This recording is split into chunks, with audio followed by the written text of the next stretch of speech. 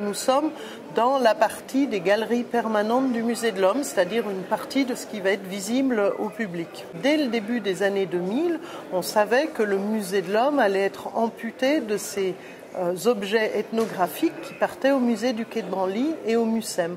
Donc on a tout de suite, à plusieurs, réfléchi à pourquoi conserver le Musée de l'Homme et qu'est-ce que le Musée de l'Homme pouvait continuer d'exposer. Ce Musée de l'Homme existait depuis les années 30, mais bien sûr, la science avait beaucoup progressé. Si on veut comprendre l'homme et le connaître, il faut avoir une démarche interdisciplinaire. L'homme, c'est un animal à la fois biologique, culturel et social. Deuxièmement, la place de l'homme dans la nature a changé. L'impact de l'homme sur la nature est une question beaucoup plus d'actualité qu'elle ne l'était dans les années 30.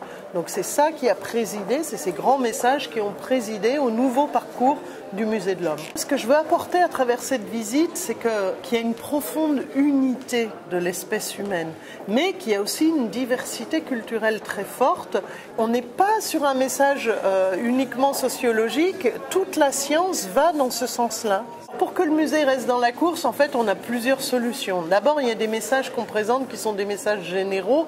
Alors peut-être que des nouvelles espèces vont être trouvées, mais le message général ne va pas changer fondamentalement. Mais néanmoins, on a prévu dans la scénographie des manières de pouvoir mettre à jour aussi ces informations. Et dans les supports qui expliquent au public, on a une grande partie des supports qui sont des supports multimédia.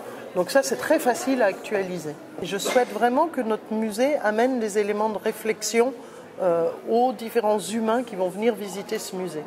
J'aimerais que les gens se disent qu'on peut être à la fois émerveillé et en même temps que l'on puisse faire appel à l'intelligence de l'humain.